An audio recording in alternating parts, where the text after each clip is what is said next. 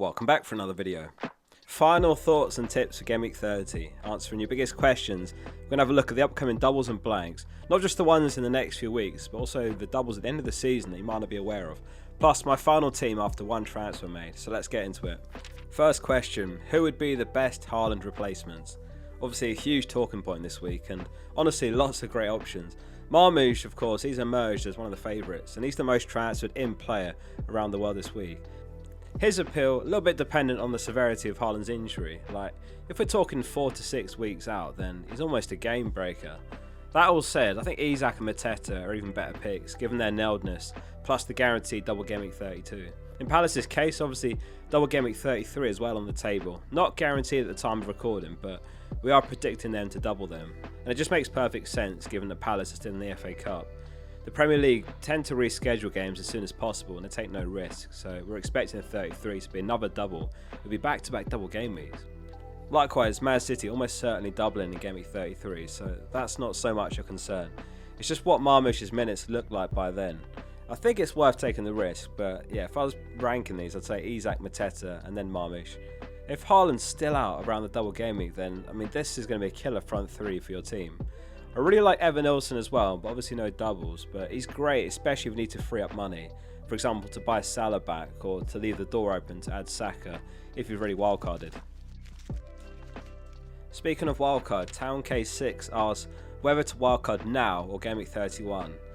A lot of people had obviously earmarked Game Week 31 for the wildcard, but injuries have brought the conversation forward about wildcarding now instead, and there's hundreds of thousands doing it this week. I mean, hundreds of thousands are obviously waiting for the Game Week 30 deadline to pass, and then they'll use it in Game Week 31. So, should we use it now or should we use it in Game Week 31? What's the difference? Well, in a nutshell, use it now if you've got multiple issues in your team. Like, for example, if you've got Woods and you've got Haaland both injured, you've got Dango, who's a bench risk, if you've got no Salah, etc. You might also have the likes of Pickford and Mykolenko in your starting 11. They're away at Anfield, so not much clean sheet potential there. If you add up all these little issues, then fixing on the wildcard now could give you an extra 20 or so points, for example, as opposed to waiting. If your team is sufficient this week, like perhaps you've got a free transfer just to fix one issue you might have, like selling Haaland, probably for one of those players in that opening slide, then wait till Game Week 31. You can gain more information, like does Saka start against Fulham?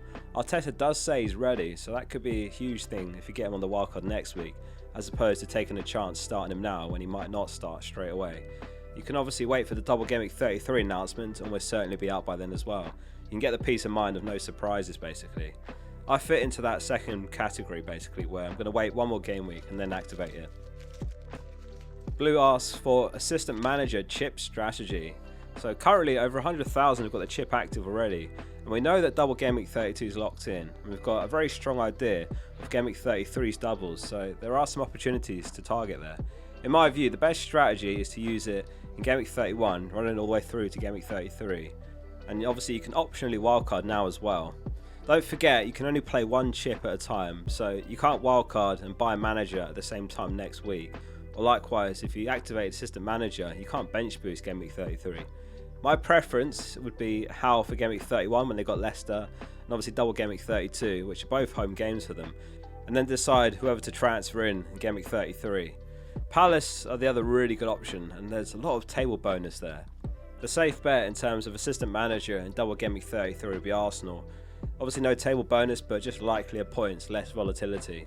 If you are desperately chasing rank or mini league, then Glasner assistant manager off the bat's the one to go for. Like, they've got Brighton Game Week 31, that's currently table bonus, so is Man City, Newcastle and Arsenal. So potentially 4 table bonus fixtures across 3 game weeks, which is crazy. If they can dig out some draws or even wins, there's huge points potentially. But obviously be prepared to potentially be left disappointed if they end up losing a couple of games, which I think is very likely as well. There's a lot of chatter about double Game Week 32 and of course double Game Week 33. Something I wanted to flag up to keep at the back of your head is double Game Week 36. This almost went under the radar over the last few days. I think it was all about FPL that spotted this first. So West Ham's website mentioned in an article that if Forest win in the FA Cup semi-final to reach the final, their Game Week 37 fixture will potentially be brought forward to Game Week 36. So a double game week. This is what was being predicted, so it does make perfect sense. And it doesn't just affect West Ham or Forest, but all teams involved in the semi-final, if they reach the final, and of course who they would have played in Game Week 37. So we're expecting a small double Game Week 36. And in other words, this is also a breadcrumb which suggests that double Game Week 33 will happen, because Game Week 34's blanks can't move to Game Week 36 if that's what they're planning. So Johnny Curry, or FPL Spaceman, he made a nice chart here which shows basically the percentage likelihoods of the doubles and blanks for the rest of the season. So you can see Game Week 33's doubles first of all, they're all at least 90% likely, so we've got a lot of confidence in that. Brentford and Forest only about a 20% chance of blanking in Game Week 34, and this is because Forest's game is expected to be moved to the midweek instead, so they'll have a single game week still in Game Week 34. And then in Game Week 36 there's potential doubles including the likes of Villa, Bournemouth, Palace, Man City, Forest, Spurs in particular, but it might only be one blank game week in 37 and a small double game week. But I mean, that'd be a crazy double game week for Man City potentially if it's Southampton and Bournemouth if they reach the FA Cup final. It is a while away, but these double game weeks are actually massive opportunities, so yeah, once we come out of the forest, so to speak, the immediate doubles and blanks, then try and get some rolled transfers in the bank if you can. Question from Figo: why do we play this game? It's actually a great question. I honestly couldn't tell you why we play this game. Let's have a quick look at the scout selection next for Game Week 30. What's the best team this week?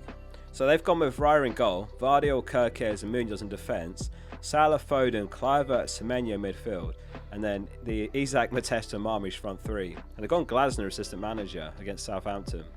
For once, I've actually got loads of these players in my team, and that's without my wildcard active as well, so that's got to be worth something to save it as well. I think I would have to squeeze in Eze or Sarr over Semenyo personally if I was picking a team, but great team this week. How many players have you got from the scout selection? So what are the markets predicting for this game week? Clean sheet and projected goals by fixture from Rob T. So Arsenal have got the best clean sheet odds, and then it's Liverpool and City joint second, and then it's Bournemouth. Liverpool obviously home to Everton, City have got Leicester home, Bournemouth have got Ipswich home. City have got exactly 3 projected goals as well, which is comfortably highest this game week. And that also points towards Marmish being a potential gem if you're in need of a Haaland or a Wood replacement, for example. Bournemouth are on 2.4 projected goals, which is pretty high. Chelsea 2.3, and then Liverpool 2.15.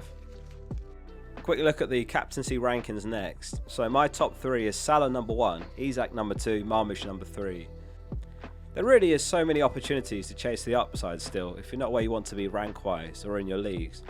Marmoush is the one to back if you really want that maximum rank volatility. I mean, imagine if Salah's a quiet game and he goes and gets a couple of goals against Leicester. It's possible. I do still think Salah's the best option overall though in my eyes, and he's my captain this week. In terms of the captaincy widget on the app, it's Salah top with 5 stars, Isak in second with 4, and Marmoush actually not in the top 5 here, but I do think he's a genuinely good option in my opinion. Links in the description if you want to install the app for free on iOS or Android. Or just search FPL Focal in the App Store to be fair. So who are the most transferred players around the world this week? I mentioned earlier that it's Marmish number 1. Over 400,000 have transferred him in already. Bruno surprisingly is second. I guess that's because of the long international break and him being top scorer last week. Isak, Sarr, Munoz, Mateta and Salah in the top 10. Palmer's the most sold. 671,000 have already dropped him from their teams, and that's a bit surprising as well to me. I mean, he did have that injury that ruled him out of Game Week 29, so I guess it's the inverse of Bruno. But he has been seen back in training. And Spurs home is a really nice fixture for Chelsea. Trent, Wood and Hall make up the rest of the top 4 most sold. So finishing up with my final team, and I've made a transfer already. The team is Raya, Gabriel, Munoz, Vardy, Semenyo, Kluivert, Mbumo, Salah, Gibbs, White, Strand, Larson and Isak. And it's Fabianski, Wood, Colwell and Tarkowski on the bench. It's pretty frustrating to come out of this break with 3 flags and then the Haaland injury. My entire front 3 was flagged at one point. I did do everything possible to try and put myself in a position to roll before wildcarding, but I've had to make a move, and that was Haaland out, Isak in. Fortunately, Pereira confirmed that Strand Larsen's fit, so that's a big relief, and his flag's gone now. So yeah, I do need my entire starting 11 to play this week, or 10 of them basically, and then one of Wood or Gibbs White. Nuno said the following about Wood: he's improving, he's getting better day by day, but we have to assess him day by day. It's all about him being pain free and then getting back to fitness. It's a big contusion, so it's very painful. I listened to the whole press conference as well actually, and Gibbs White wasn't specifically discussed. Nuno did seem a bit reluctant to go into any detail, and he basically said they've got a fair few players to assess. I'm going to start Gibbs White and just hope for the best. He did seem okay in fairness, celebrating the win after the FA Cup game, so yeah, my best guess is Gibbs White's got a good chance, but Wood less so. As soon as the deadline passes, my wildcard will be active straight away, so make sure you subscribe for some good wildcard content coming, and loads more this week. It's non-stop FPL, which is what we love. We've got games on Tuesday, Wednesday, Thursday, Saturday, Sunday and Monday. We're going to be live here for the deadline Tuesday evening as well, so see you all then, and good luck this game week.